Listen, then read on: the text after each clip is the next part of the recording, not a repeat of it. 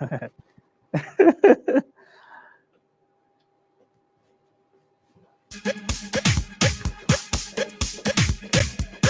this how they do it?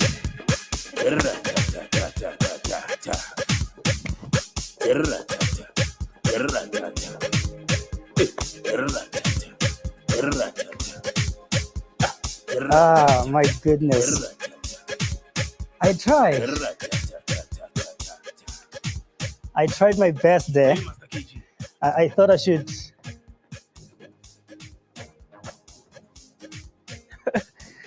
I thought I should definitely try that one by Master KG. This is how we enter the 2022 GTAC Winter School. Welcome, everyone. We hope you're good from wherever you're joining us. Good morning, Sanibonani, Dumelang, Huyamore, Dimachero Nabu Zavusheni, wherever you're joining us, City Molweni, Kapa. Welcome to yet another amazing installment of GTAC Winter School. This is the 6th edition, I should say. And I said, you know what, let me try it and open with a style. And I pretty much did my best there. I'm sure you can agree with me. And looking forward to seeing you join me on the dance floor a bit later on. But without any further waste of time, we're not about the dance floor today. Yes, we enter in style. We do everything that has to give us the energy. But what we are all about learning and having fun whilst at it. My name is Vusi Maupa. I'm from the National Treasury. I worked in the budget office, and I've been with the institution for over 10 years. With the institution beyond the National Treasury, I'm also a public relations fanatic, as well as a voice artist in different parts of South Africa. Thank you for joining us. Please, if you can, let us know where you're joining us from. Drop your location in the chat box. Let us know if you are from Konivu Pirima, you are from Mpumalanga. I understand there are people from Venda. I understand there are people from all over the world, because now we are so connected online that we don't need physical location. Thank you profusely for joining us in this wonderful morning of a Tuesday, the 30th of August in the GTAC 2022 Winter School. We are beaming to you live from our visual production studios that are located in Midrand, and you are joining us from the comfort of your home. Once again, thank you for joining us.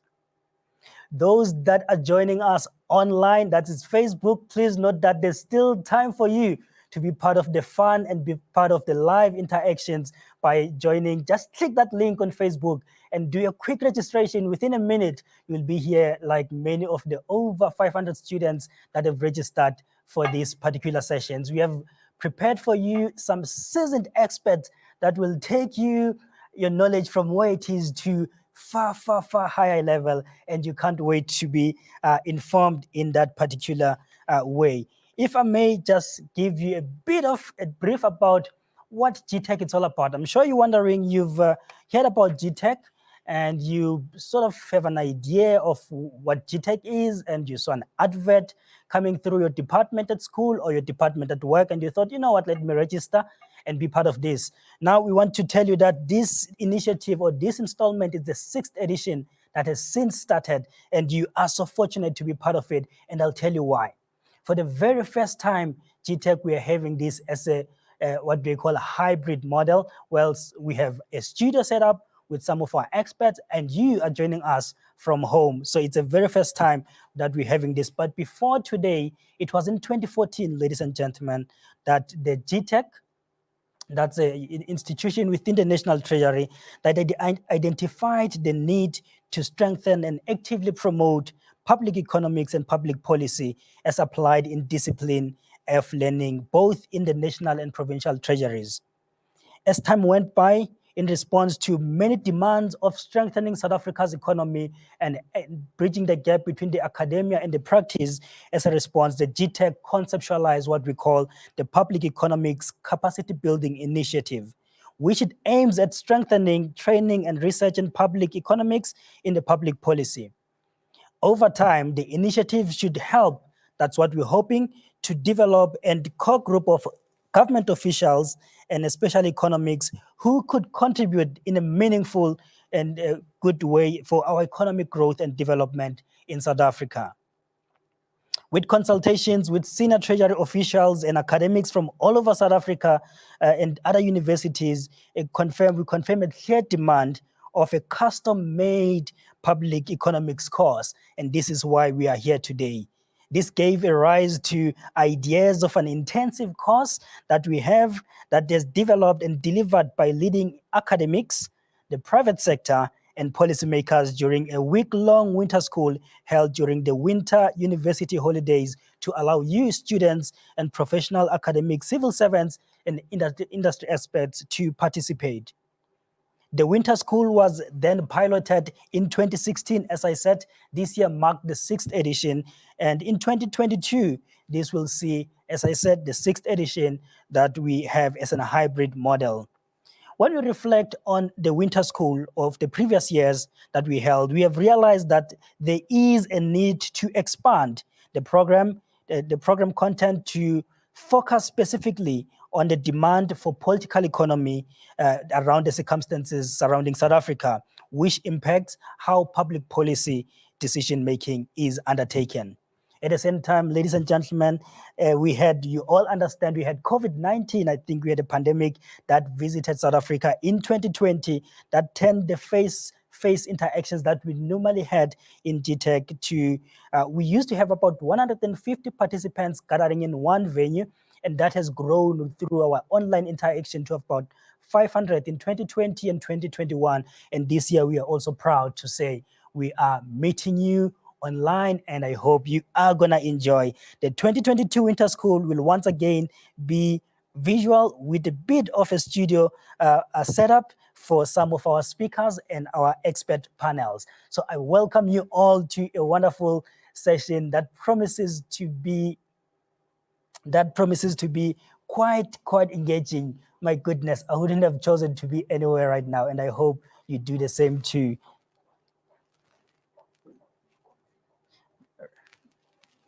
Oh, we do have someone from Botswana. Welcome, please. As I said, let us know where you are beaming from, where you're joining us from. We'd like to see where is our reach, and I understand there are a number of people joining us. We do have someone from Botswana that has joined us now, and I would like to now turn to slightly technical aspect of the session that will brief you about what are some of the technical housekeeping rules are.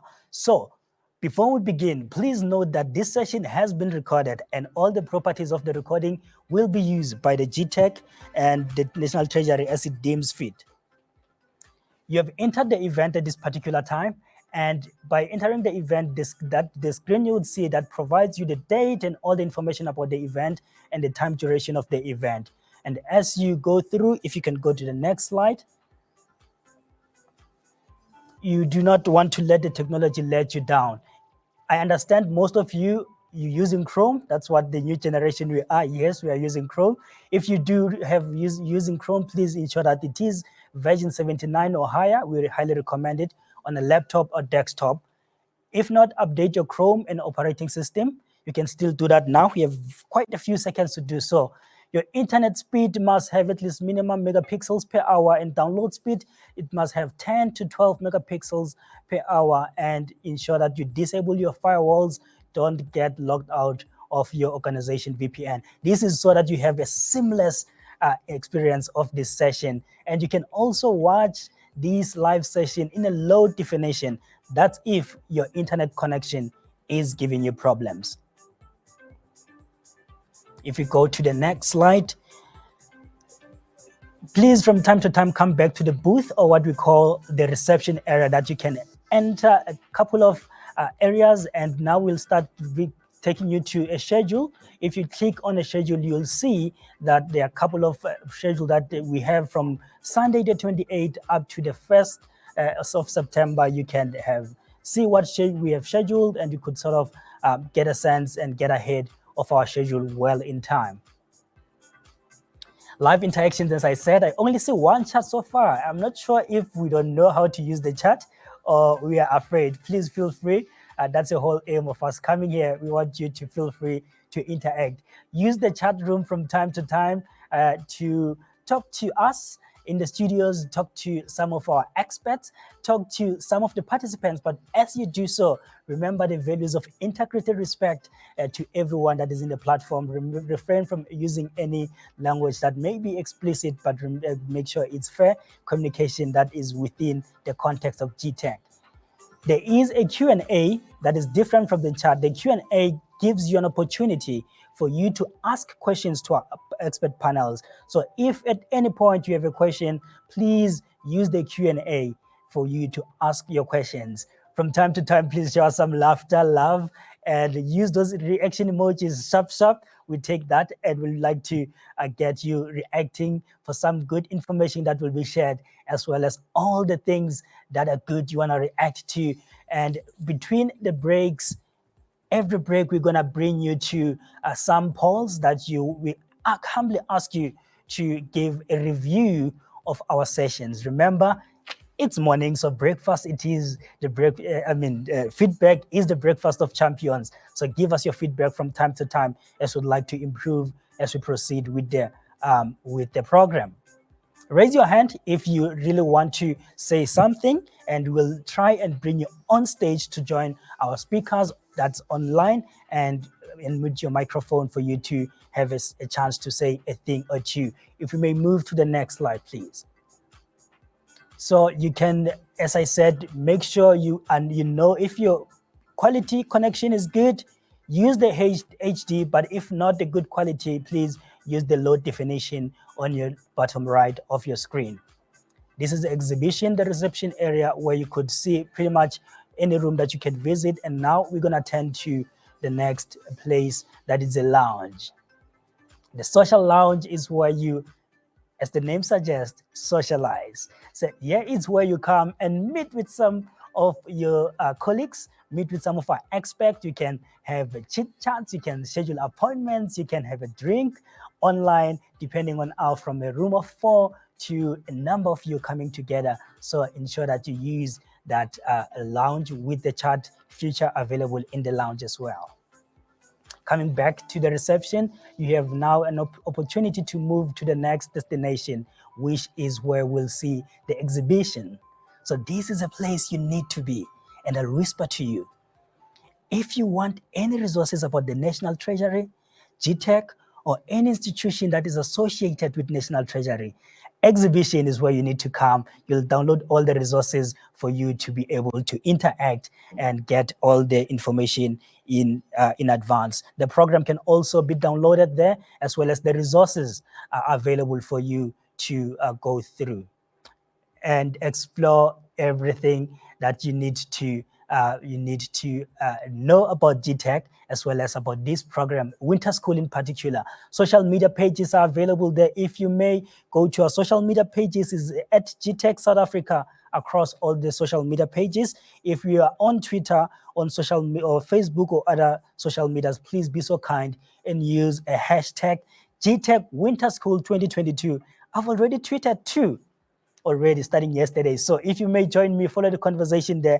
Hashtag GTAC Winter School 2022. That's where we are at. All right. One more thing, announcement may pop out on your screen from time to time. Please ensure that you pay attention to any announcement that may come on your screen for you to be up to speed with anything that we need to communicate to you. If you are a member of a media, if you are joining us from a media house, please note that if you have any media-related questions or you seek any interviews, kindly direct them to me, those questions to me, and we'll have a special session for you. Otherwise, we are welcome to ask anything that related to a GTAC or a winter school in particular for this particular session. Now, we are about to get to the business of the day, and I'd like to give you a brief overview of what the Winter School 2022 is all about. I want you to think about it in this fashion, right? There's a thing called a funnel. Those of you that were born before electricity, they would understand what we call a paraffin, where we used to take a funnel to put in and nicely put in down our para stove, what we used to call it. So we're gonna start on a very larger scale of a funnel where we introduce you to some of the very complex relationship between the national and the local government. Once you get to understand that, once we set the context for you between the national and local government, we'll move into introduce you to some of the roles that have been done by our municipalities. Those are metros and cities. What responsibilities do they have? What is it that you can gain, and what is it that you can contribute to them? And as we take it down to the filter of the funnel, we're going to bring you in to what some of the local government institutions are responsible for, the services that you paid for. And we have brought together some experts that will answer all the questions about what did the president mean about the IPPs? How does load shedding affect you? How does your rates in municipalities impact the service delivery? All those information will be shared with you in the course of the next 3 days. So look forward for the next very interesting session that you're going to have. And I implore you to please sit back, relax, but most importantly, enjoy. I'd now like to introduce our experts, the first morning panel that we have here. And we do have our Makulu boss, those that speaks in that language. That's our chief in the GTAC community, that is Ronette Engela. She's here with us, and she will introduce our guest speaker. And I know that most of you were expecting to have a minister joining us, and I should convey a message that the minister had a conflicting schedule. Unfortunately, he could not join us. But Momoniat will be joining us to represent the minister later on. And ladies and gentlemen, please help me welcome on stage our guest, as I'll be introducing them to you. That is Ronette Engela. Welcome, Ronette. Good morning. Good to see you. Welcome. How And are this is Momo. All right. This is Momo, Emmanuel Momo, that is an acting DDG. Welcome to you, everyone. Thank you, Momo. Good to see you. Hi, Ronette. Hello, good morning. Good morning. And I'd like to introduce you, and Ronette will do the wonders of introducing Momo to us. I think that's only fair. That's only fair. All right. Those that may have met Ronette before, I've worked with Ronette on 1 or 2 projects, I remember, some time ago.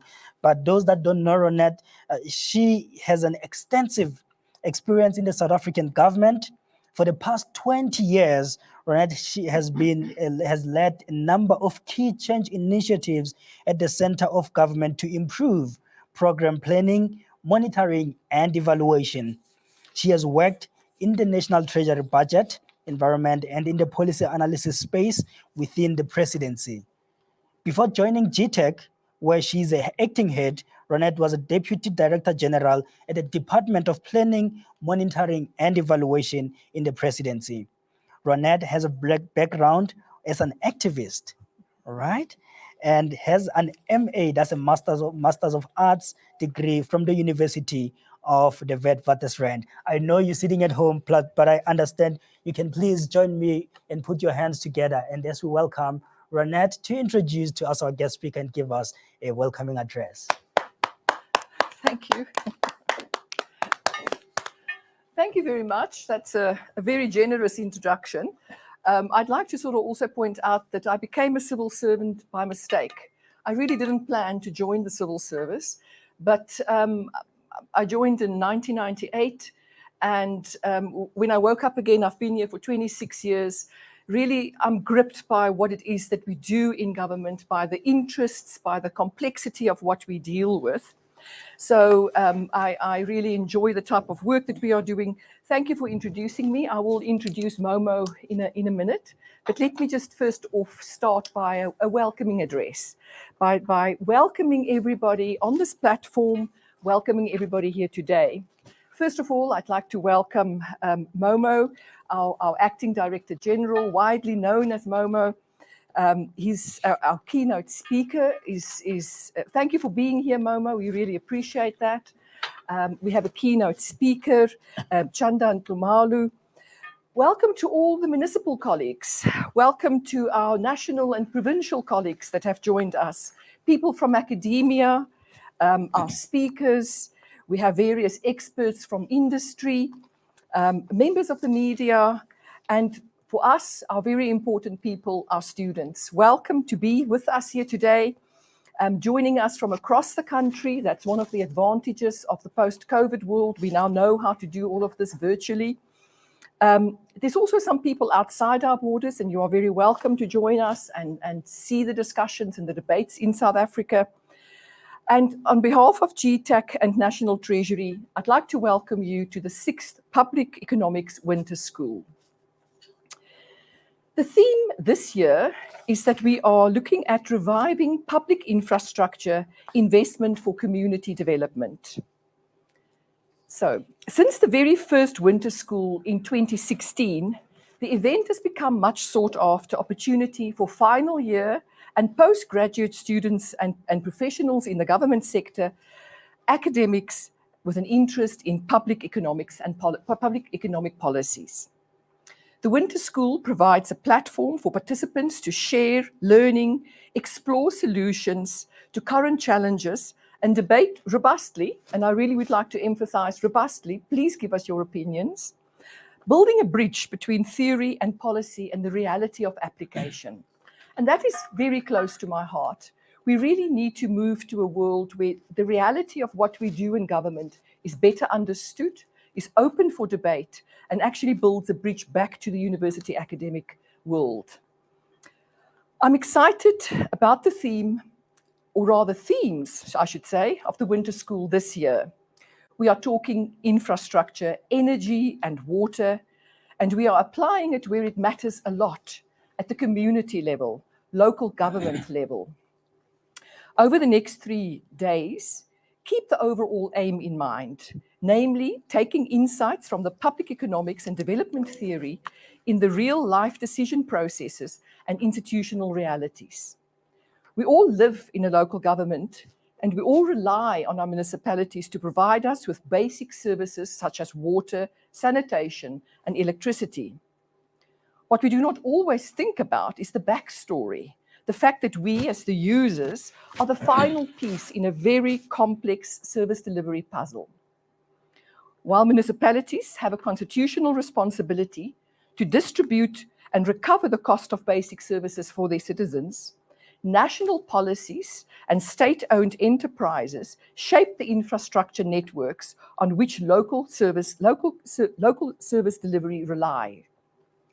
The focus of the Winter School will be on the delivery of selected basic infrastructure services to communities and how the delivery of network goods is organized and financed both nationally and at a local level.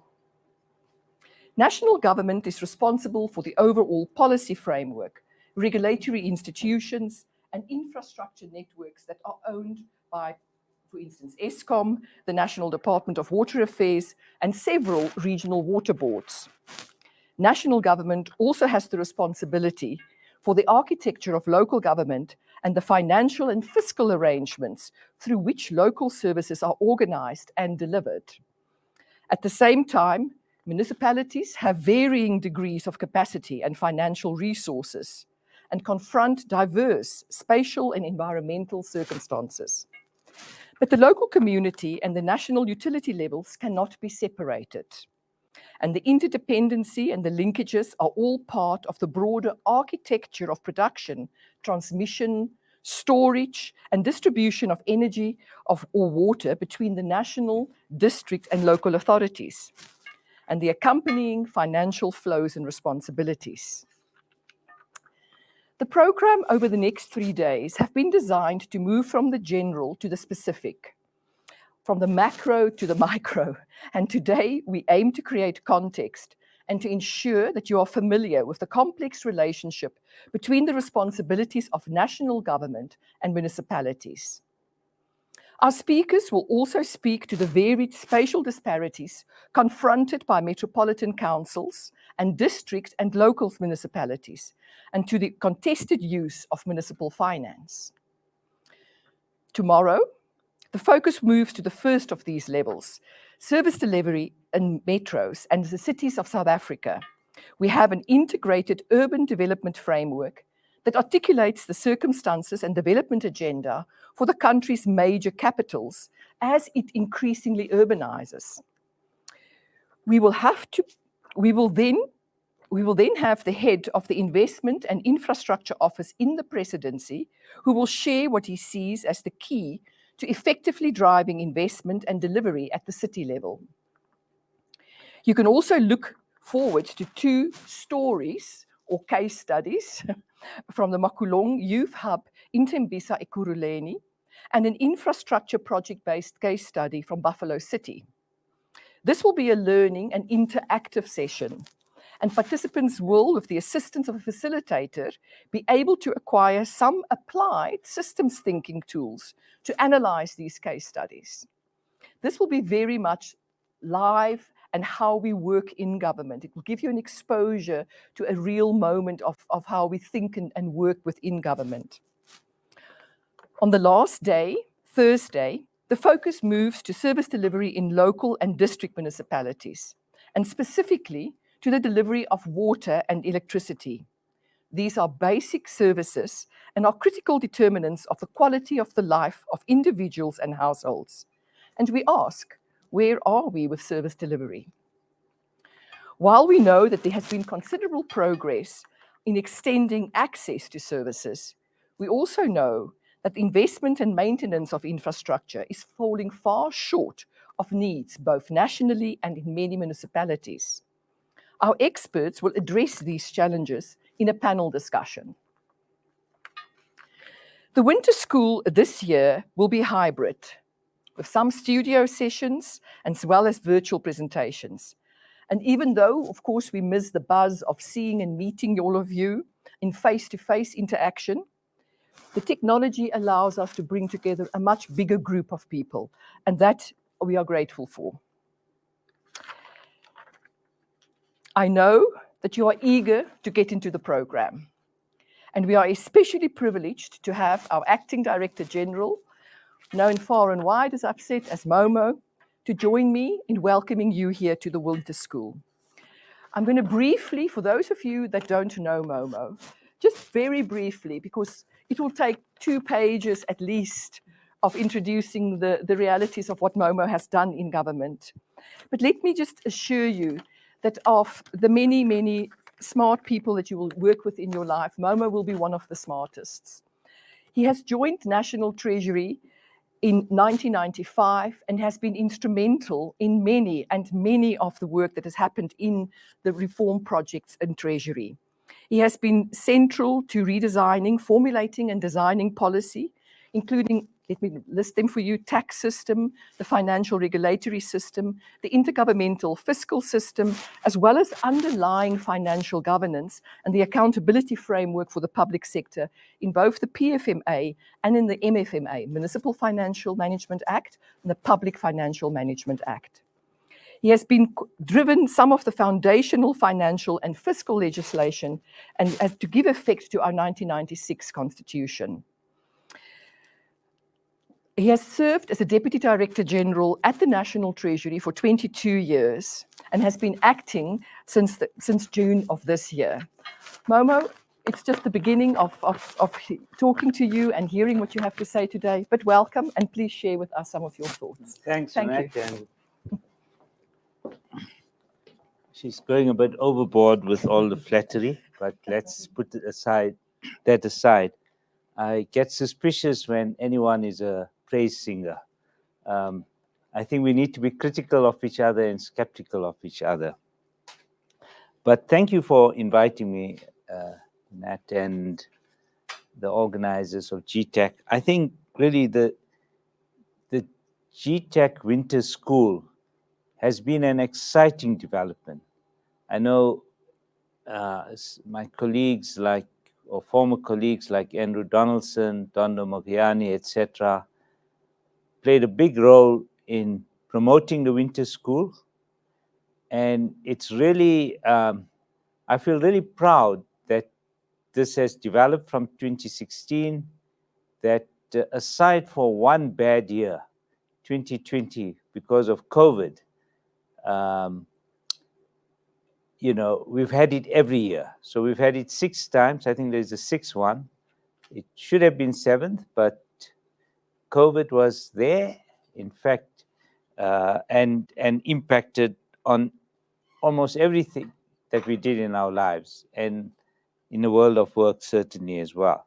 So it's really exciting. It's really good to be here. And I'm really excited that it's expanded to around 500 people all over the place. Yes, there's a trade-off. It would have been nice to have everybody in one room, but then we would have fewer people, I guess. But it's nevertheless, I think, a significant development. And I hope that we continue on this path for many, many years, long after you and I have gone, Ronette.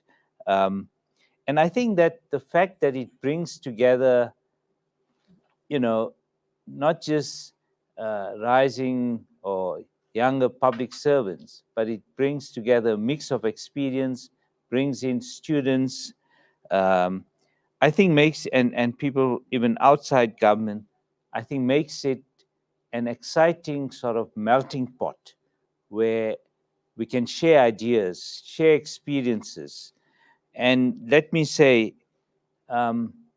when Ronette goes through a long list of you've done X, Y, Z, I'm very skeptical. I say, have we really achieved anything? If you look at where we are today, can one not say that because of that, or in spite of that, we failed? We failed South Africa, we're failing the coming generations. We failed to act on climate change.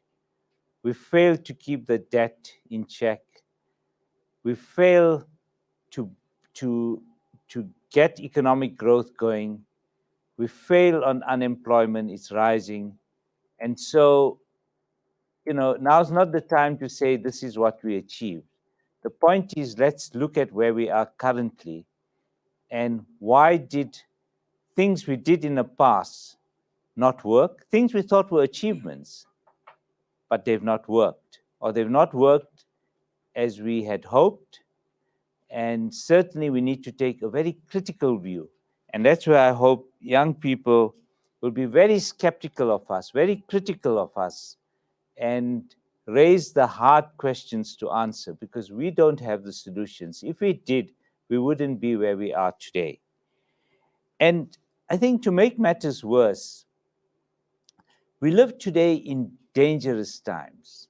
We live today in a world of great uncertainty, of huge risk facing us. We were very lucky in the 1990s. We thought we had huge challenges coming out of apartheid, and we did. But we still lived in a world that was relatively certain. We thought we had fixed up the intergovernmental system. We thought we had developed a functioning government and cabinet system. We thought we had developed a good governance and accountability system. Yes, we knew it wasn't perfect. We knew that it still needed to be improved.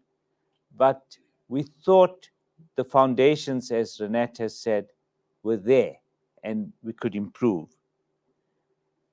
We started becoming aware that there was this something called climate change. Say around the 2010. Of course, it was there for the previous 20 years, but it was a very small group of people talking about it. And it took many years to convince people in government that we need to take it seriously. People would say, but we're a developing country. We can't, we need to focus on development. And climate change is caused by the advanced economies, which is true. The only problem is it's one world, so it doesn't matter who did what, but we can't continue to do what they did before. Otherwise, we're going to bake on this earth. There's no way you can leave this earth in the kind of numbers, 7-8 billion people. And so we've got to make the world work, whether we like it or not. And of course, that gets to the whole issue of energy, of resources like water. Aside from failures in delivering services, we're seeing huge increases in the price of energy due to to climate change as we factor that in, but also due to other factors like the Russian invasion in Ukraine, which has driven up prices even more. So we live at a time where really we need to be very innovative. And let me say, it's not a South Africa only problem. We have our own specific problems. But let's look at the US. Let's look at the rise of Donald Trump. Let's look at how popular he is. And I think we saw that with COVID, because just as we were coming to terms with these challenges, COVID hit us at the end of 2019, 2020.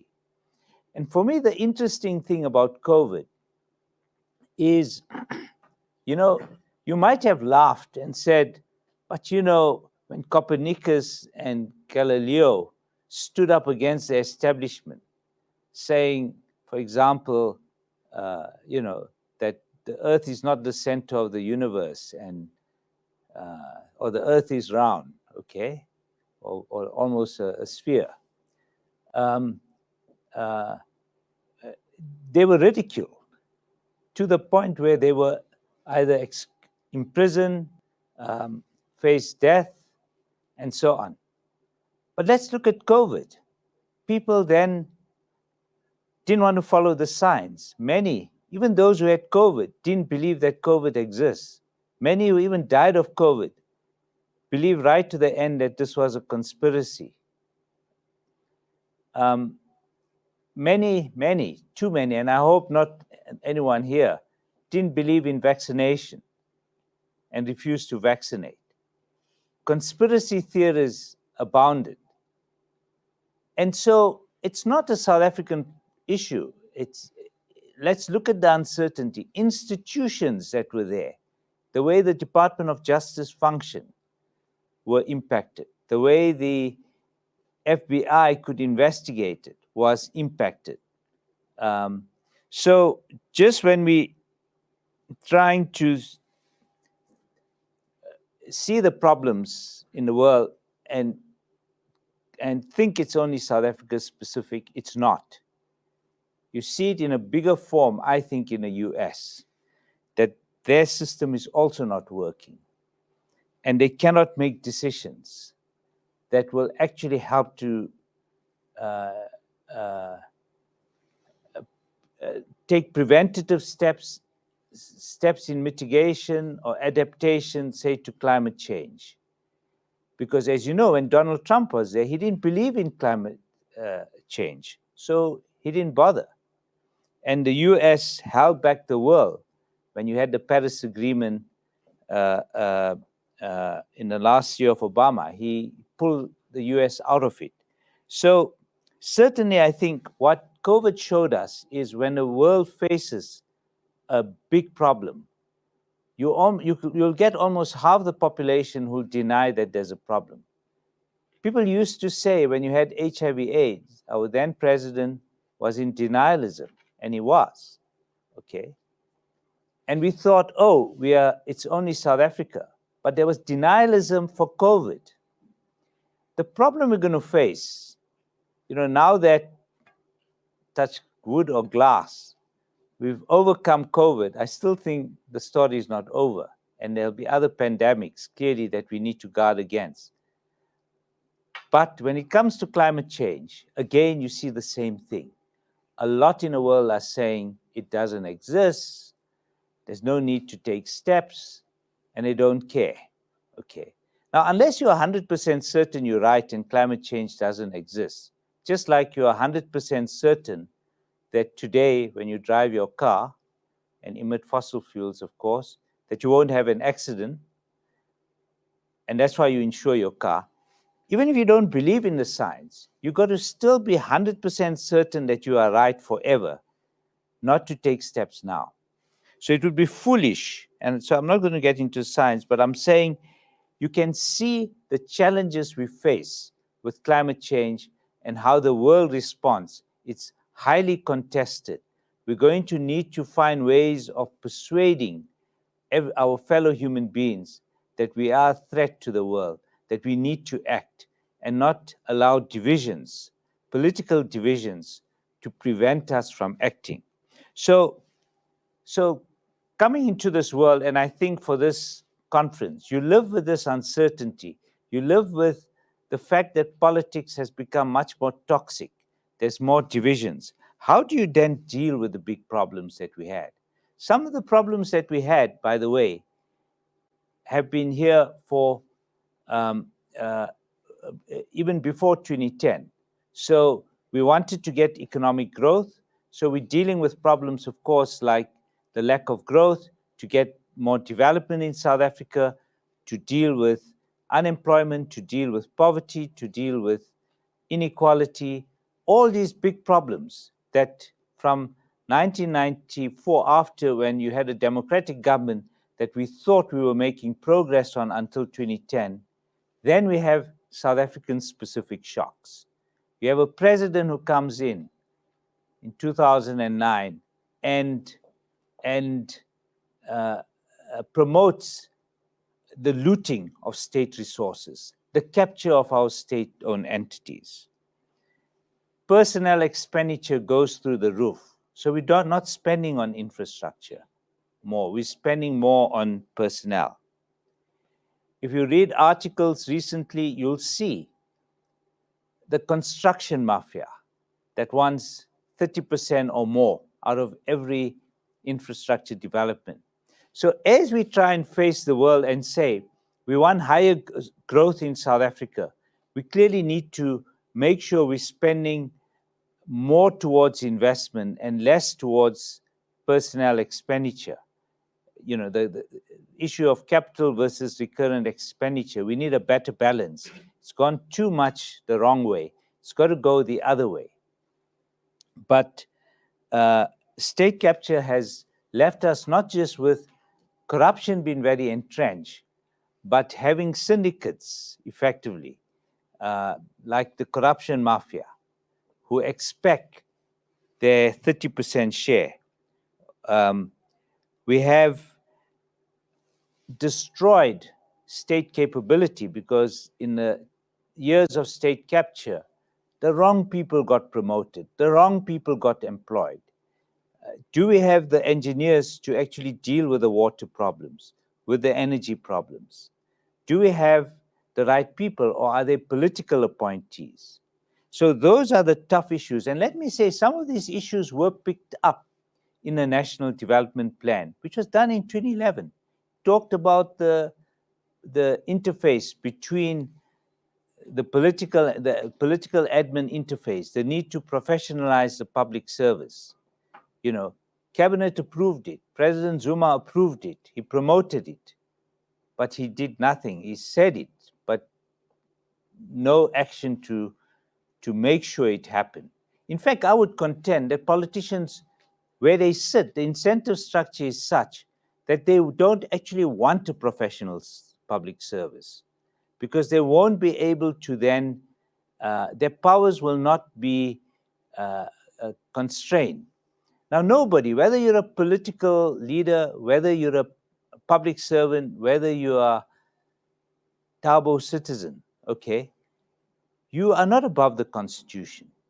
There are limits to whatever powers you have, whether it's your human rights, whether you are in government, whether you're a minister, whether you're a president. There are limits to what you can do. And unless you have a notion, unless our politicians get used to the fact that they have to have a partnership with a professional public servants, we're not going to deliver. And I would say that is still the big problem, identified in 2011 under President Zuma, yet to be fully implemented. And even today, when you look at how ministers or MECs or others, the disputes they have with their head of department, it's almost like they don't realize that if there were a professional public service, both would have to get used to working with each other, unless they were particularly bad and there was reason to act like someone was corrupt or so. So I guess given all this uncertainty, and given the need to get economic growth, and at a time when you've got inflation, high inflation, our debt to GDP not stabilize. The challenge we face is, how do we navigate this path? How do we get more infrastructure spent? And even when we allocate that spending, how do we deal with old problems like underspending? But how do you deal with new problems that corruption has become entrenched? And if you don't deal with it, we're not going to actually spend what we want to spend on infrastructure. And then I think, for me, the other outcome that you see in reaction to corruption, I think that we've had a knee-jerk response, not an evidence-based approach. And we are making mistakes.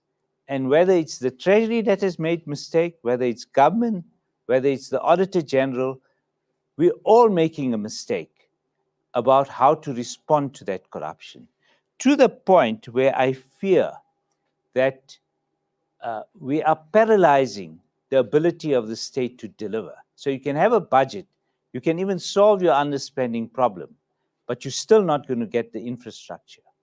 Because, and you see here, I have to take responsibility.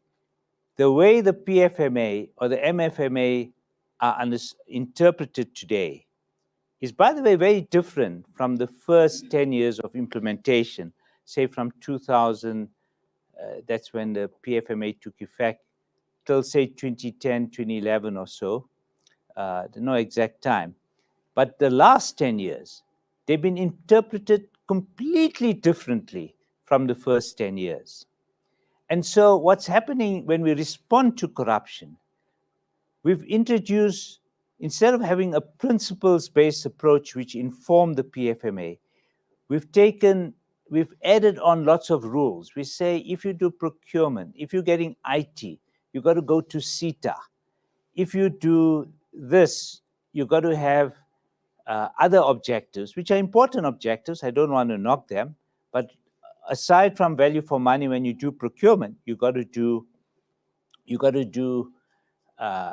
some form of transformation. You've got to get localization. You've got to stimulate industries. So we put multiple objectives, one instrument, which kind of goes against the Tinbergen rule, which says if you have 2 objectives, have 2 instruments. 3 objectives, have 3 instruments. Because if you don't, you introduce discretion for public servants, who then will ignore the value for money and focus on other issues. And if you read the Zondo Commission, and the last time that we had the winter school, we didn't have the findings of the Zondo Commission.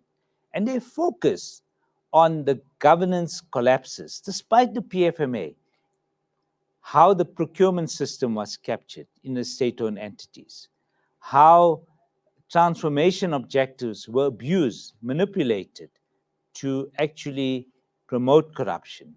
Okay, doesn't make transformation bad. Let's be clear. People manipulated the fact that we didn't clarify how these different objectives were to be achieved, and we introduced more discretion, allowed the system to be manipulated. We also saw that so we introduced many more rules, and what happens is even the audit process started focusing on irregular expenditure. So if you didn't follow this, and many of them are stupid rules, silly rules, that you were found to irregular expenditure, which in a public eye began to be promoted by auditors and politicians, that this is corruption. So we take the focus away from those who were really corrupt, those who actually stole money. There's evidence in their lifestyle, the type of cars they drive, that they've stolen public funds. To go for public servants who, wanting to deliver, broke some silly rule, incurred irregular expenditure, okay? And I think that if we don't seriously review the approach to irregular expenditure, we are not going to be able to deliver. So in trying to prevent corruption, we're introducing so many handcuffs that no accounting officer will deliver. And even if they want to deliver, they'll be too afraid to take risks. And so they become risk averse, which is contrary to what we wanted after 1994. We wanted a public service that was not only professional in a sense, even then, but that they were problem solvers. So the question I even put to many now, I say, government can announce that we're going to get rid of pit latrine toilets from our schools. But in actual fact, no accounting officer will succeed under the current rules without breaking some rule. In other words, they'll incur irregular expenditure. So a good accounting officer who says, I'm going to get rid of pit latrine toilets this year, will actually incur irregular expenditure, and who's done it non-corruptly, honestly, not a cent stolen, acted in a public interest, will be vilified as almost like a criminal, like being part of corruption. And that is dangerous. It's destroying the ability of the state to deliver. So what I'm saying is, we live in dangerous times. We've had a situation where we've had corruption. We've got the challenge of climate change. We've had COVID. That the way we're interpreting the laws, we're paralyzing the state. We're living in an era of low growth in South Africa. And much of it is because we've adopted the wrong policies. We're not making structural changes. We're not evolving after the financial crisis in 2008. So what happens is we are crippling the state with these approaches. So I'm going to conclude on that note and say, those are the challenges we face. How do we enable the state to deliver? How do we restore state capability, post-state capture?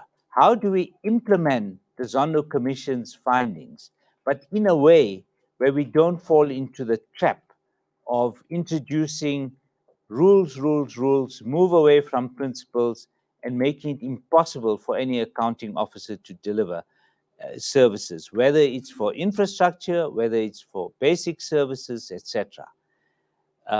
So those are the challenges you face. We don't have the answers. I'm hoping that you will develop the answers, understand why we're ending up in this trap, and why we seem incapable when you have such toxic politics to actually get a national consensus on having a corruption-free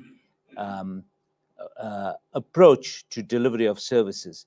And I think that one of the most important findings or recommendations from the Commission is one that says, if an accounting officer has acted in good faith, they should not be criminalized. You can criticize them for a bad judgment call, but let's not criminalize the making of mistakes, because if you want to deliver, we're going to make mistakes. But if they're done in good faith, and they've done in the spirit that we wanted with the PFMA when we were conceptualizing it around 98, 99, let's get the incentive structure right for both public servants as well as for politicians. Politicians who interfere in procurement, it's a no-no. I mean, I get amazed. There was a municipality, one of the metros, where to solve a problem of load shedding, in Tshwane, they wanted to introduce or get someone to refurbish or rebuild a coal plant. And again, it's an unsolicited bid, but the mayor is getting involved. Where is the municipal manager? The MFMA, the PFMA says, almost says, it's the accounting officer who must take responsibility for procurement, not their executive authority. And in fact, we should go a step further to make it illegal for any political office bearers to even get involved in a procurement process. Those are the kinds of steps that we need to discuss as we develop a professional public service. What are the limits to power, but how can we also create a climate that's more enabling? I'll stop there. Thank you very much. Thank you so much. Please, wherever you are, give Momo a big round of applause. I'm not sure if they can hear me from where you're joining us. Wow, Momo, that's, I think if there's something about you, you don't shy to pointing to the problems that we have. And whilst doing so, obviously giving credits to the good work some of the public servants are doing. And you've been doing this since the early days of how the democratic society that we have, starting in the 1998, being part of the PFMA. So thank you. I think our society is safe with you, and you're really giving that hope to the future of South Africa, and of course to us public servants to really be on the good books as always. And thank you to you, Ronette, for an opening and giving us a good perspective of GTAC and the incredible work that you've been doing over the years with the government and GTAC. I think what you've done beautifully, both of you, you've set up a context to what we're going to talk about over the next few hours and the next 2 days. We're going to look at, I think Chanda is here, we'll talk about some of the impact of the global economy, how the solar energy can contribute, and as we'll have some aspect from infrastructure that will go down to the details of how we should look into our infrastructure spending. So thank you profusely for that contribution. We really appreciate it. I'm not sure if we have enough time to take a question or two from the audience. All right, we do have a comment, I think, from Elaine there that we need this honesty and integrity if we want to move forward as a civil service and as the economy. So there you have it, Bobo, really iterating that statement there. But maybe from my side, I want to check with you, Momo. I think you made quite clear statements around climate change. Is it time that we have a climate change budget, to have a climate change non-discretionary item that we say government needs to consider? We've seen what happened in KwaZulu-Natal. We've seen what's happening around the world. Is it time? Look, we've introduced a carbon tax, okay? And I think part of it is we need to, and we are doing that. We now, we started low and with lots of exemptions, but in the next 5 to 10 years, we need to have a steep path in increasing the rate and reducing the exemptions so that all emitters will have to pay the full price of their emissions, right? Yeah. But that's part of the solution. The other, like you say, is to look at our budget and say, what activities are we supporting? Yeah. And are they going to be in line with our climate change objectives or not? So how we build our infrastructure, what we build, where we build it, of course, is also important. Yeah. I think all of that needs to become much more explicit objectives that are taken into account when we proceed with our infrastructure. But as I said, it's then introducing another objective to our spending. Yeah. So we got to also make sure that we clarify how decisions are made. Otherwise, even that objective will be manipulated, and the corrupt are very skilled. They and in a sense, we face this fata of money laundering, grey listing, okay? Yeah. But that's a comment that our system, we're too naive. We're not dealing with the scalums, the criminal syndicates. They are like water. They know how to go around any rules we create. Yeah. So we got to take all of those factors into account when we proceed with any initiative.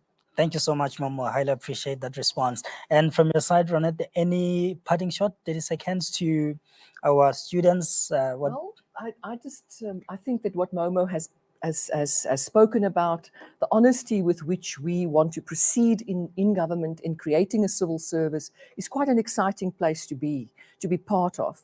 And really, it is time. I really feel very strongly that the next generation, you're going to come with solutions that we couldn't see. There's going to be big data analytics. There's going to be, I don't know, what's your way of dealing with social media. There's going to be approaches that you're going to take that will be the new wave of reforms that we're looking for. So please enjoy these 3-4 days with us, 3 days with us, and think of a career. Think of a career in this very exciting place, this very complex place, and this place where you're going to make a difference. So I'm sitting next to somebody who doesn't want to have a praise singer, but he certainly has made a difference in this country. And you can be a person like that as well. You can be part of society's changes, the necessary changes, the changes that you want to see, that your generation wants to see. So I look forward to you being part of this process. And thank you, Momo, as always, for your words. They were wonderful. Thank you. It's great to be here at GTAC. Definitely. Long live the winter school. Definitely. How I wish we had a live audience to give a big round of applause to these two beautiful, very honest public servants that we have in our country. So lucky to be living in this era. But if you are at home, once again, a big round of applause as we thank them for a contribution that they had with us this morning. Thank you so much, both of you. Thank you. Thank you. Pleasure. All right. As they move along, just to appreciate and acknowledge, I see some of you are joined online. And we do have Matthew Mukwena that is joining us from Edenvale, Mike from Emonti Molo, Mike. We do have Ifran from Mara City, Nawo City Molo Mtakatata. We do have Kabelo from PTA, Riri Exe. Rawubona da. So Ntokozo Teddy from Kwamhlanga, Locha Dadwetu. Everyone that is joining us online, welcome once again. We very excited to have you once again. My name is Vusi Maupa, and I'm with the National Treasury of South Africa, and I'm your host for the next couple of days that you're going to spend here. All right, you've heard all the opening remarks from our chief. That's the acting head of GTAC, Ronette, as well as the acting Director General of the National Treasury, Ismail Momoniat, otherwise known as Momo. Very frank at that. We're going to move a little bit a step or two the details of what this entails. And we have someone that has a very strong experience in the private sector, where she's going to give us a private sector perspective. One thing I can tell you about her is that she saw load shedding coming 13 years ago, and she decided to focus her energy on renewables. And she's here today to tell us more about or give us an overview of the energy landscape in South Africa, to present to us what do we make of the announcement that the president made a couple of weeks ago? What does the IPPs mean, even some of the corporate PPAs, and how do we navigate our way through these factors into the local municipalities? Ladies and gentlemen, I'm talking about none other than Miss Chanda Nxumalo. Miss Chanda Nxumalo is here with me. If she can just walk on stage, I can give her a recognition that she deserves. Welcome, Chanda. welcome, Chanda. And I'll tell you now that Chanda is the chair of the South African Photovoltaic, I hope I got that right, Photovoltaic Industry Association, in short, SAPVIA. Chanda is the director of the Hamilton Renewables. That's a consultancy focused on providing technical, commercial, and environmental advisory services, as well as assets management for renewable energy projects across sub-Saharan Africa.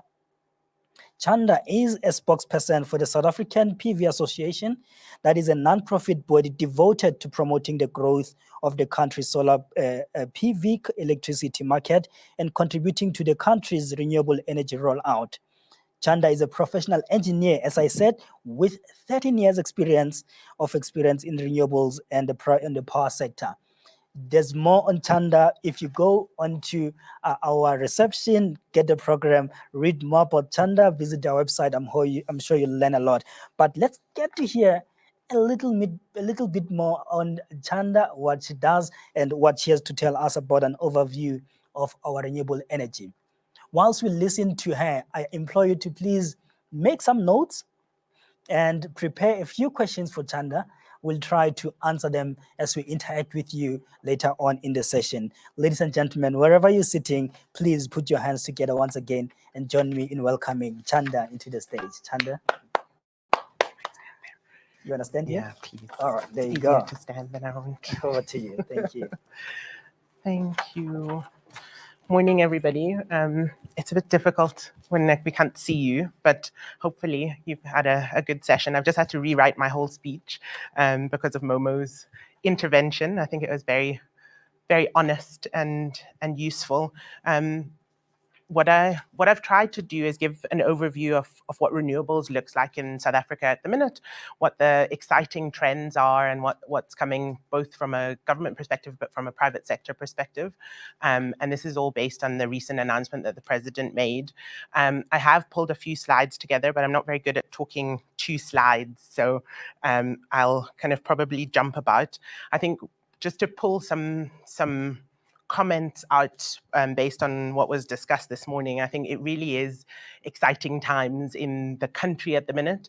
Renewables and energy, as well as infrastructure, is a space that is going to be around for a long time. And as you've just heard, I've been in it for a very long time, but I think it's a space that both as public servants and as private sector employees that we need to understand that we are benefiting the country for the long term. And the beauty about the energy space, in particular in the renewable energy space, is it's relatively young and it's relatively new.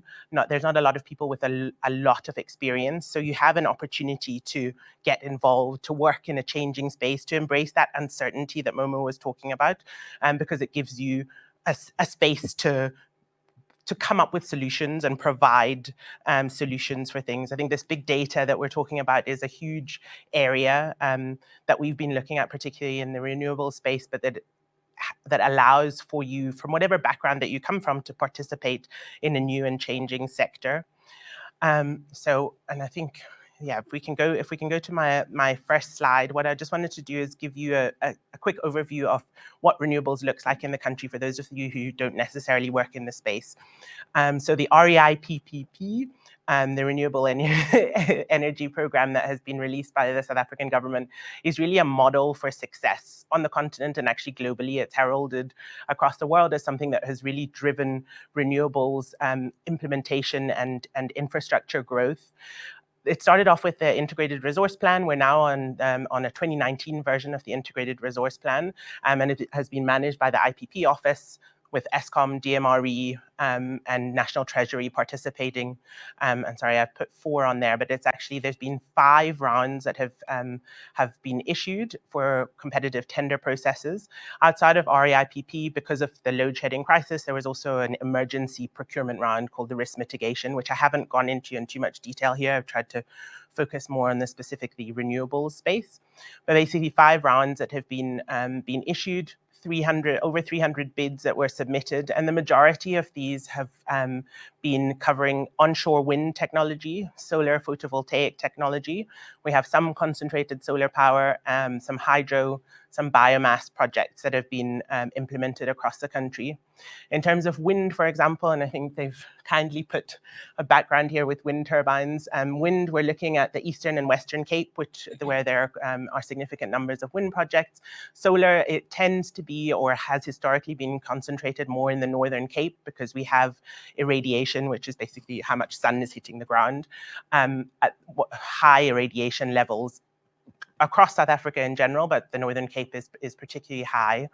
So if we look at what has been invested, it's over $20 billion US, 80% of which was raised locally through local and commercial banks, DFIs, DBSA, PIC, etc., who've participated in the sector. So what you see about infrastructure and the renewables in particular is that it's not just engineers that participate in the space. It's bankers, it's environmental practitioners, it's health and safety practitioners. So there's a whole range of skills and skill sets that you can have to participate in the space. Sorry, we can go back one. I'm not finished on that one. Thanks. Yeah, fab. What has made it successful and why it's been held up for models for success of the continent? And I think what's important in how this may be useful from a Munich point of view is that the private sector really likes certainty. So we want to know how you're going to procure, what the contracts look like, what guarantees are in place. And what was really good and is really good about the REIPP process is that there are standardized documents. So everybody can take a view on the risk that they are willing or not willing to take. The power purchase agreement is standardized. There's no changing it. Everybody is in for the same issues, if you want to call them that. The other key thing to this is basically the guarantee, and we'll look at it when we come to the private sector as well, but it gives both the financial community, but also developers and investors comfort that if anything goes wrong and Eskom for some reason is unable to pay, then this is backed by the South African government. So that has really helped in attracting international investment into this space. And what the result has been is that all of the rounds have essentially been oversubscribed. The prices now are some of the lowest in the world. And we can go to the next one. So this just looks at how the prices have come down. And there's been, again, in the spirits of honesty given by Momo. So round one was relatively expensive. And there's been some discussion about amending prices and how renewables are too expensive, et cetera, et cetera. But I think what we have to remember is that at the time that it was put in place, renewables cost significantly more than they do today. There's been a significant drop in the price of the technology, both because equipment has been sold more and because it's become a more known technology. So the risks that lenders and banks will apply to it are significantly less. But what you'll see for wind in the top line there is that we've had about a 70% drop in the price, the average tariffs from round 1 through to round 5. Solar PV were just under 90% drop. Which is pretty significant, given the time periods that we're talking about. I think, again, what has, to a certain extent, impacted the REIPP space, again, is the private sector likes certainty. So one of the key objectives was pushing for local content under the initial REIPP, and that hasn't necessarily been met over these different rounds. Initially, there was local manufacturing that was built in South Africa over the first couple of rounds. When there was a big delay between round 3, round 4 of a couple of years, a lot of the manufacturers pulled out. So again, I think as government, what is important is stability and regularity of procurement processes. That allows people to invest over the long term, allows them to put in place growth plans, allows them to spend money and convince whatever investors that there are that they need to build a manufacturing plant here, or they need to build facilities in South Africa.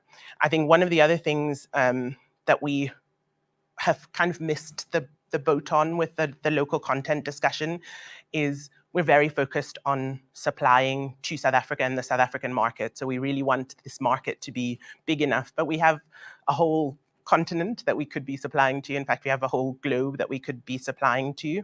And I think what COVID has taught us, in addition to this, the discussion post the Ukraine energy crisis, is that sometimes it is better to pay a little bit more for a local solution. So something that is not going to be derailed by a global pandemic, is not going to be derailed by a war somewhere else, so that is controlled within the borders of your market and your country.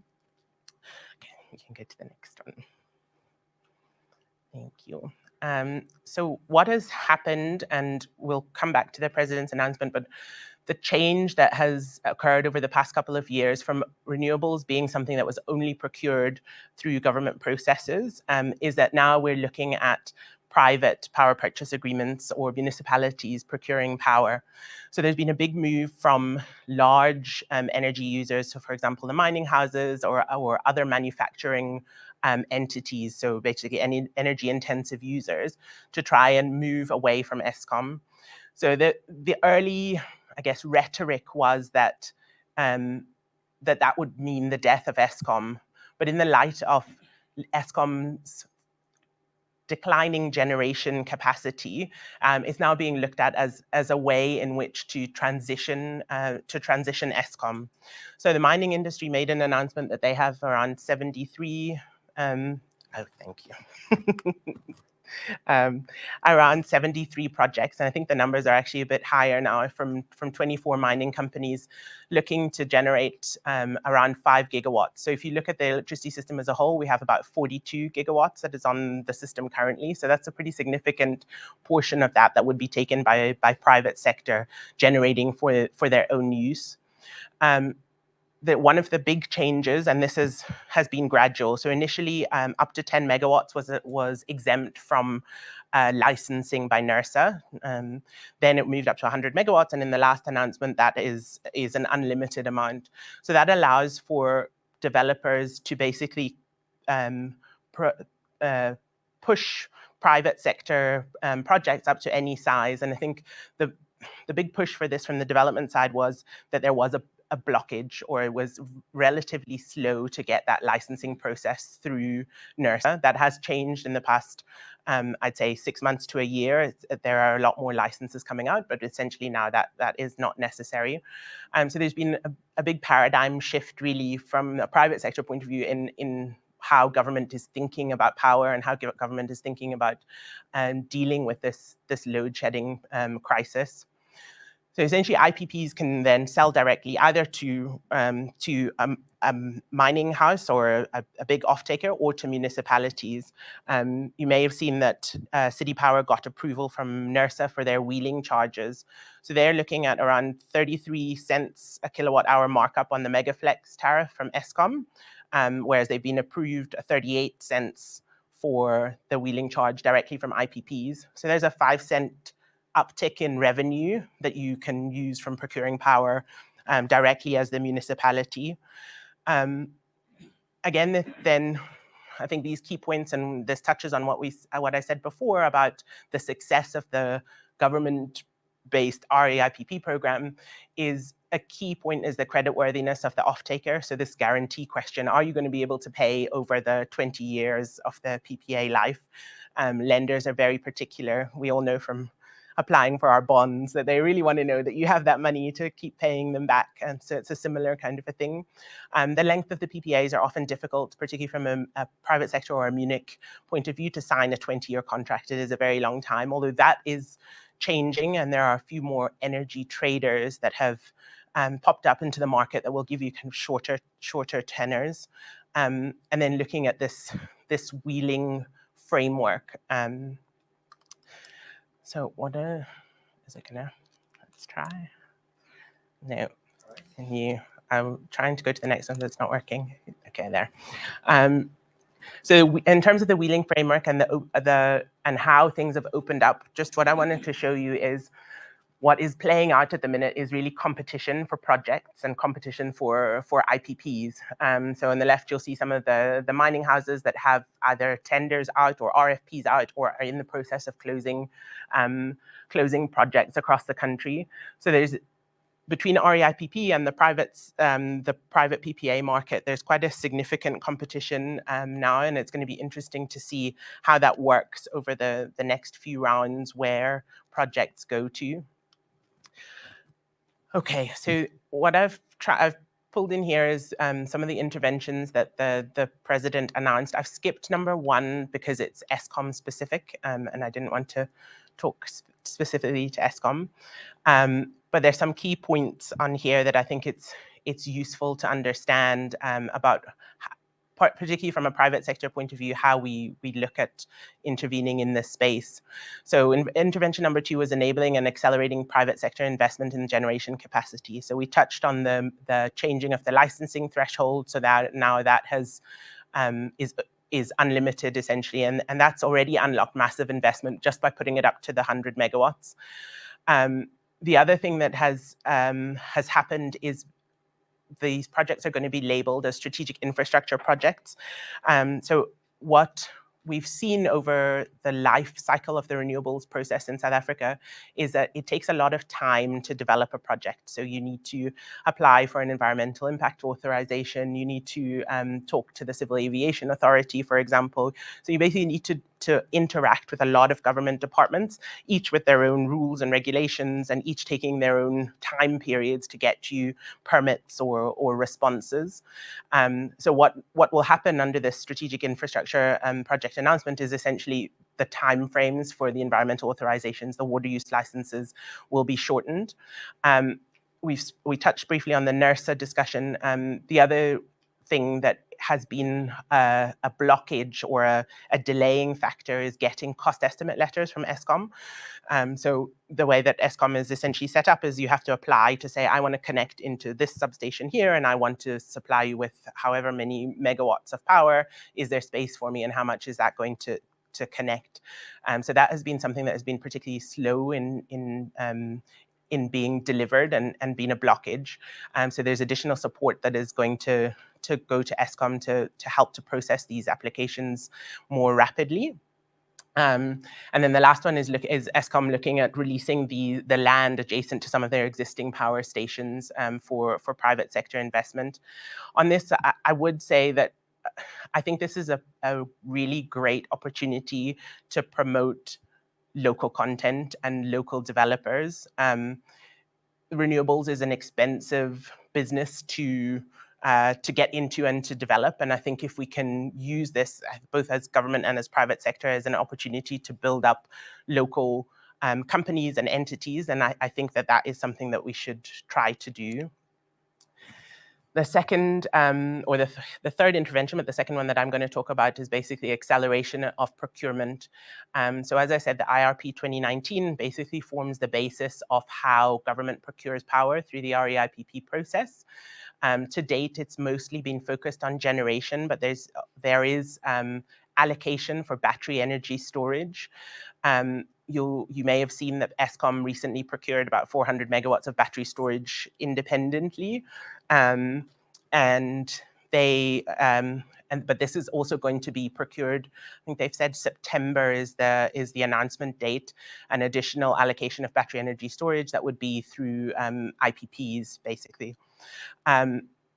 What was announced as well is that bid window 6, which was due to be submitted in August of this year, would be essentially doubled. So we're going from 2,600 megawatts to 5,200 megawatts that can be bid in the 22nd of September is the date that has been given for that.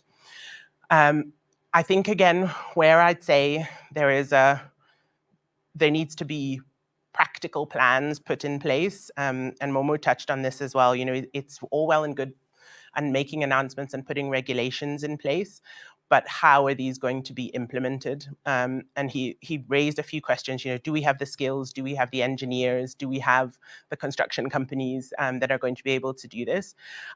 It's one of my, I guess, bugbears that people keep complaining about a skills deficit in South Africa. There are plenty of very, very smart engineers.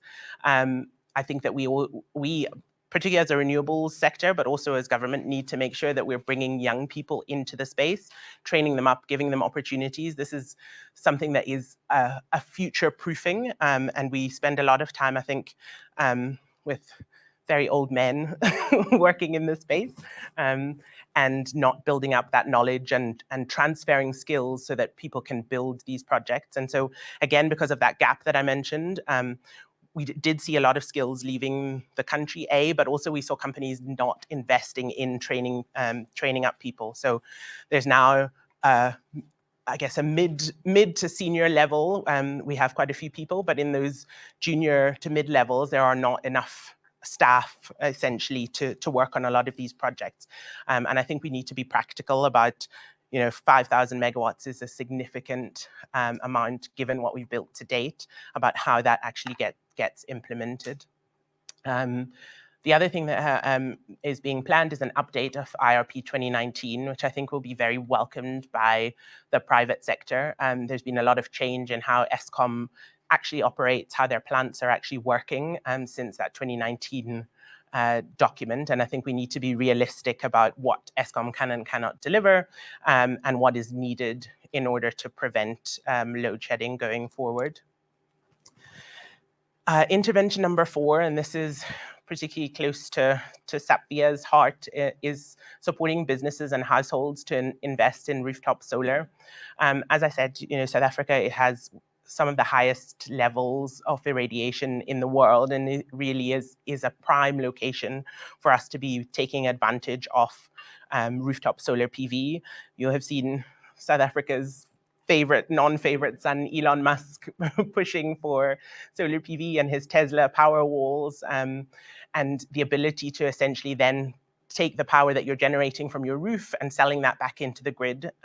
City of Cape Town in particular has been pushing this in that municipality to allow for companies or households to basically do a net metering and sell some of their power back into the grid. And this is huge potential really for the market as a whole. I think what we do have to recognize and be realistic about is that as an ordinary house owner, solar PV requires quite a significant capex. So I think it will be interesting to hear, and it's unfortunate Momo isn't here, but what National Treasury is going to announce in terms of the tax incentives or the support for residential and commercial installations, because I think that will really help to accelerate this space. And then intervention number 5, and I think this is where I started to rewrite my speech based on what Momo was saying. We are in a situation where we're dealing with climate change. We're in a situation where we're dealing with political unrest globally, and where European countries are basically putting energy security first and foremost on their agenda. Germany have basically rewritten regulations to allow them to keep on utilizing coal and to buy additional coal from South Africa, despite climate change imperatives and despite them pushing that agenda, all in the name of energy security to protect the economy. So I think there also needs to be a decision taken. We have abundant resources in terms of wind, in terms of PV, in terms of hydro in the country. How do we make sure that we roll those out to provide energy security for the country? What investment is required to ensure that infrastructure gets put in place? What regulation is required? And I think we need to just be conscious of the gap, as I said, between the announcements and between the actual implementation at various levels of government, to make sure that that this can be expedited and facilitated. There have been big strides over the past year and a half, and things are moving much more quickly. But I think if this is an imperative and energy security is an imperative, then we need to make sure that implementation moves along as quickly as possible. So and work on it as a region. One of the announcements was also looking at wider at the South African power pool to purchase power from neighboring countries as well, but trying to aim for a solution that means that we will not have load shedding over the next few years. I think then that is basically my overview. If anybody has questions, hopefully not too hard ones, then I'll try and answer them. Thank you. Thank you, Chanda. Thank you so much. You can always say thank you. I'm sure they're clapping for you as I do here. Thank you so much for such an insightful presentation there. You really introduced me to renewables. It's a subject that we always run away from because we think it's complex. And when we hear the president talking, we're like, what is he talking about? But yeah, I think they did enjoy. I mean, we do have someone there saying, I remember seeing a comment there that it was quite a splendid. I want to give credits to that particular individual there that really is loving the session. And yeah, there it is from SARS, really, Michael. Saying it's quite a splendid point that you shared, and there was someone else that really says Sibahle Mgadla is a consultant from IPC, saying the presentation was very insightful. Thank you so much. We did learn a lot, of course. And yeah, we'll take questions from the audience, and some have already dropped a few. And I'll start with let's just address. But there was a comment there about from someone that was they raised concern about how do we use. I think the comment was around using coal in an environmentally friendly manner, and let's stop the IPPs. Can we rather focus on coal and use them in an environmentally friendly? I think it is Ntokozo David that really spoke about that. What do you make of that? So look, I mean, we need a balanced supply in the country. The push for renewable energy over the next 5-10 years is not a push to remove coal entirely in the next year, but we need to be realistic that even clean coal emits, has carbon emissions. Yeah. And so there needs to be a balance at what we're looking for in trying to achieve steady supply. The other thing that you need to understand about building a new coal-fired power station, if we look at Medupi and Kusile and the time overruns, the budget overruns, it's a very complicated process. A solar PV plant for about 75 megawatts can be built in 15 months. So providing you have all the permits in place, etc. So it's basically a shorter term game to get capacity on the grid that means that we don't have load shedding. I think we need to also be realistic about Eskom and their availability factor. We're not going to improve very much how much Eskom is actually able to generate. And then the third thing to think about, even if all of this was irrelevant, nobody is funding new coal. Banks will not look at it. You won't get money to build a new coal-fired power station, no matter how clean it purports to be. And I think is that something that South Africa really wants on their balance sheet, or can you basically utilize guarantees to get private sector to build these plants and solve the load shedding situation, fairly rapidly? So yeah. Thanks for that. And I think it's looking at how the load shedding has removed from the potential gains in GDP. You really want to move to a space where you go to projects that are either easily fundable or they can provide the needed supply in the energy. Load shedding, we all know the story. It's not good. And with the coal coming, challenges that we have in Medupi and Kusile and the balance sheet of Eskom, certainly not something to look out for. And we do have a few questions there. I think Sasetu, if you look there, I think I assume Sasetu, it's her. So her main concern is with the renewable is that the conversation is not centered around workers and communities that are already benefiting from renewables like coal. Well, again, the coal question comes back. The question really is, to what extent will they not be left out? And I think she's speaking about the workers here in the communities. Will they be capacitated? So I think there's two parts to this question. Number one is what the coal industry is doing to basically transition workers from the coal from their jobs in the coal industry over to renewables. And there's quite a lot of work and investment in the just transition and how to facilitate that for communities, particularly in Mpumalanga. What I'll try and do is send through some of the information and spaces where that research is going on and what's happening. In terms of what the renewables space is doing is, so there's, under the REIPP, there are specific stipulations about how much investment needs to go into local communities, what they need to do, and it's unfortunately at the minute restricted to a 50-kilometer radius around the project. That's something that I have a bugbear with. But so essentially, the projects have to reinvest what they're earning back into the communities and build the communities. They need to do supplier development. They need to build up enterprises in the local communities. So there are programs in place in order to facilitate that transition, and everybody is very aware that it cannot be a cliff edge that just basically leaves people with no access to Sure. jobs, no training, etc.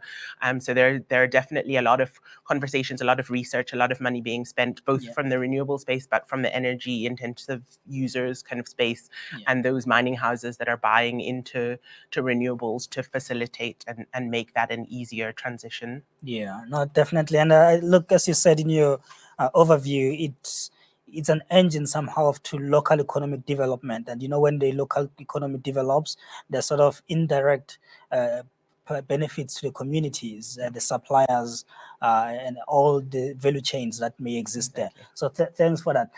Let's try something here, Chanda.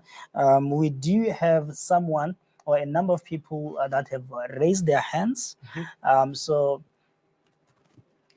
all right, and now they've lowered their hands. So if you want to come and join the session, you can raise your hand so we could have you on the screen. But Vanessa here, Vanessa is a student, I suppose, from the University of South Africa. There, ask a question: what makes renewable energy so expensive for small players like households and small to medium-sized businesses? Does Mrs. Nxumalo have a time frame when it will be more affordable for small players in the economy? So I think what basically the modules are essentially the cheaper bit of a solar PV system. I think what we have to look at though is relative to the median salary in South Africa, they're fairly expensive. So it's a system to basically be able to power your lights, your it's difficult to include geysers, but basically lights, say your Wi-Fi, your TV, is definitely going to run to several thousands of rand. So it's something that it's difficult for someone to have that capex just sitting there to invest in something, rather than that it is it's not hundreds of thousands of rand, but it's relative to a median salary. It's a difficult amount to basically find and then redirect to that. And I think that is where it would be great for government to put in place tax incentives. There's also other options. So you don't have to buy it outright. You can sign up with a company that will basically, you'll just pay them for the power. So they'll come and install it for you. And then you essentially pay for the power that you use, rather than buying the system outright. The prices were coming down even more prior to COVID, but with all of the changes in shipping and supply and demand, then they've kind of bottomed out for a little bit. So I don't have a time frame. I'm hoping that post-COVID things will normalize a little bit more and the prices will keep coming down. But for now, they seem to be at the lowest that they're going to be for a little while. All right, that's fantastic. Thank you so much. I understand Cyril had a hand up. Cyril, let's try and quite briefly, maybe 15 seconds. We're out of time here. If you could voice out your question. Chanda is still here with us. Hi, Cyril. Thank you. Sillo? Oh, Sillo, yes. No, thank you. You can't hear Sillo? Oh, you can't hear me? Sillo? Can you hear me? Oh, we're struggling to hear Sillo. Can you try get Sidio's audio out into the studio? Hello, I see can you hear talking, but we can't hear. me? Right. I'm still here. Sillo, Can go you hear for a me? question. Can you hear me now? Yes. Thank you. Thanks for the good presentation. From the presentation, we spoke about moving from the coal-powered to renewables. And when you look at the kind of investment which is there in Kusile and Midupi, and Kusile is yet to still be completed, at the cost of 307 billion, do you think that is a good move for us to then go and borrow again about 344.5 billion, which is that 20.5 billion that you just highlighted? Do you think that is the best move? Because when you look at what you said about Germany, you say that Germany themselves, they are moving towards coal. They've now started using the coal plants. In terms of consumption as South Africa, we are consuming about 1.2 percent. We are contributing about 1.2% of carbon dioxide.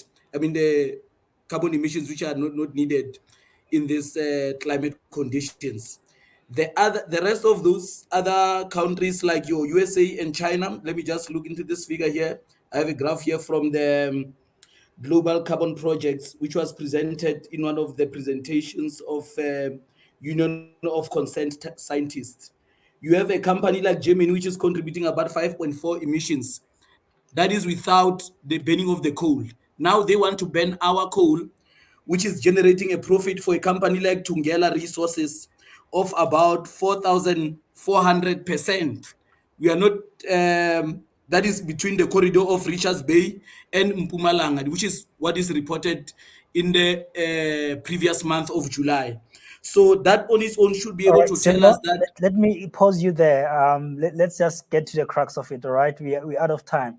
All right, thank you. I think Silo is asking here. Try to get his question, but he's speaking about some of the investment that government may make. I think he's making reference to around the 344 billion that is still needed to, I think, maintain. Is it Mudupi or Gusile, or to complete Mudupi? And drawing parallel with Germany, and his argument is the use of coal plant in Germany, and Germany is apparently contributing about 4.5%, I think, to emissions. So I suppose this question it's about: do you think it's still good to have a sustainable investment in the coal plant? Maybe follow the German route. I think it depends on stealing Momo's discussion point. I think it depends what your objective is, right? I think that we need to stabilize what we have right now in terms of coal plants that are existing and plan basically utilizing them less over the foreseeable future. I think the problem with Medupi and Kusile, one is the climate change impact, but two is really that investment that was planned and forecast has basically blown, out of the water. And so is that something that you want to replicate? Because I think there's a big risk that if you go down that path again with coal, that the same thing is going to happen. And I don't think that that's something that this is my personal opinion, but that's something that SA Inc. should really be a route that you should be going down as SA Inc. and taking that risk onto your balance sheet. I think we already have enough or a tight enough margin with Eskom as it is. Enough risk already that we have. Exactly. Yeah. So hopefully that answers this question. But Silo, you're welcome to drop a chat, maybe through the Q&A, and we can provide you a much more comprehensive response later on. Sorry, we had to cut you short there. We're out of time.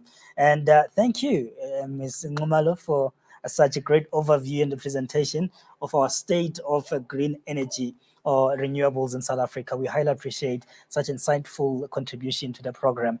I hope the students will certainly take it with them and some explore it even further. This is quite a hot topic in South Africa's landscape.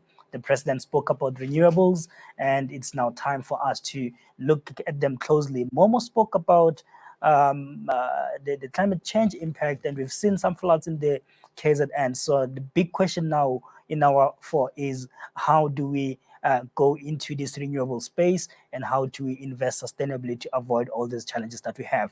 It's now for the first half of the program. We're going to move to a 15-minute short break. You can relax at home, maybe grab a drink, make a quick coffee, run to a restroom, but come back here at exactly, let me check, what time do we need to be here? Come back here at 10:30 and join us again. We have quite a very interesting panel lined up for you. Yes, and just to remind you that whilst we do that, go online on social media, hashtag GTAC Winter School 2022, and share the link with your friends and let them join in the festivities as well. And they become part of it. Thanks for all the likes on social media and elsewhere. Go to the lounge for now, maybe network around, but we'll see you now back in 30 minutes. Thank you. Thank you, Chanda.